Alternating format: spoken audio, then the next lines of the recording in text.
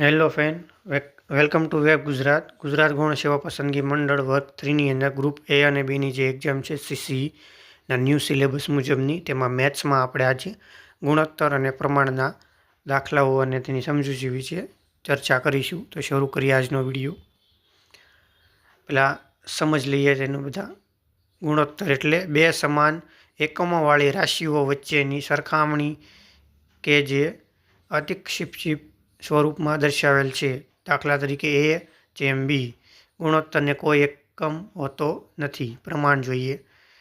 પહેલાંને ration કહેવાય, આને proportion કહેવાય.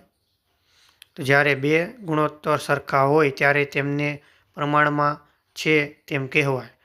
જો A/B બરાબર C/D, તો ABCD ત્રણેય ચારે પ્રમાણમાં છે તેમ કહેવાય. દાખલાઓ જોઈએ આપણે થોડા ઘણા. પ્રશ્ન પહેલો, જો A/B બરાબર 2/3 હોય અને B/C બરાબર 4/5 હોય તો A/C શોધો. તો સાચો જવાબ આવશે 8/15 આવશે. સમજૂતી આપણે નીચે દર્શાવેલી છે તે મુજબ આપણે સમજી શકીએ છીએ અને જવાબ આપણને મળી શકે છે. બીજો પ્રશ્ન છે, 40 લીટરના મિશ્રણમાં દૂધ અને પાણીનો ગુણોત્તર 3/1 છે, તો તેમાં કેટલું પાણી ઉમેરવાથી ગુણોત્તર 2/5/2 થાય? તો 2 લીટર આવે જવાબ. સમજૂતી આપણે જોઈ શકીએ છીએ.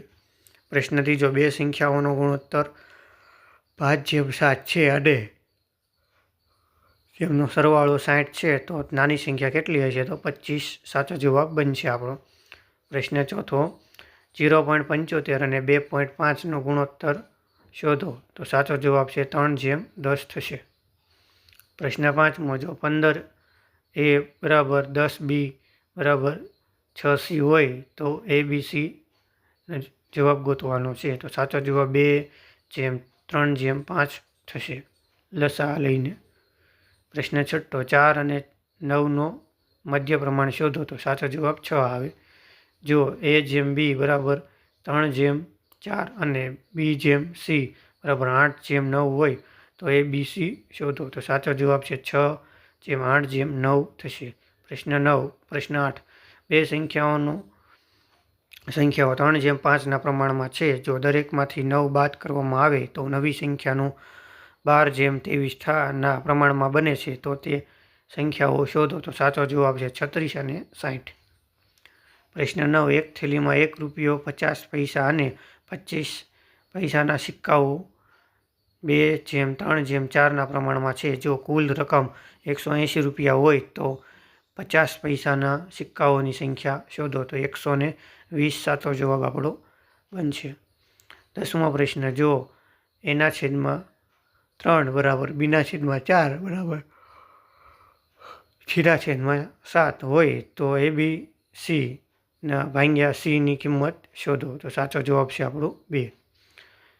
પ્રશ્ન 11મો, ₹1210 ને ABC વચ્ચે એવી રીતે વહેંચો કે A/B બરાબર 5/4 અને B/C બરાબર 9/10, તો એનો ભાગ કેટલો થશે? 495 થશે. 12મો પ્રશ્ન, બે સંખ્યાઓનો સરવાળો 40 છે અને તફાવત 4 છે, તો તેમનો ગુણોત્તર શોધો. સાચો જવાબ છે 11/9. 13મો પ્રશ્ન, ત્રણ સંખ્યાઓનો ગુણોત્તર 3/4/5 છે અને તેમનો સરવાળો 48 છે, તો સૌથી મોટી સંખ્યા કઈ હશે? તો 20 સાચો જવાબ બનશે. પ્રશ્ન 14મો, જો x/y બરાબર 3/4 હોય તો x/y પ્લસ 5/y, તો 5x માઇનસ 2y શોધો. તો સૂત્ર આપેલું છે, એમાં આપણે રકમ મૂકવાની છે. તો સાચો જવાબ આપણે 32/7 થશે. પ્રશ્ન 15મો, કઈ સંખ્યાને 7, 16, 43 અને 79માંથી દરેકમાંથી બાદ કરવામાં આવે તો નવી સંખ્યાનો પ્રમાણ રહે છે? કઈ નવો પ્રમાણ? તો 1 થશે સાચો જવાબ. પ્રશ્ન 16મો, બે કારની ઝડપનો ગુણોત્તર 5/4 છે. જો પહેલી કાર 3 કલાકમાં 300 કિલોમીટર કાપે છે તો બીજી કારની ઝડપ કેટલી થશે? તો 80 કિલોમીટર પ્રતિ કલાક થશે. સાચો જવાબ.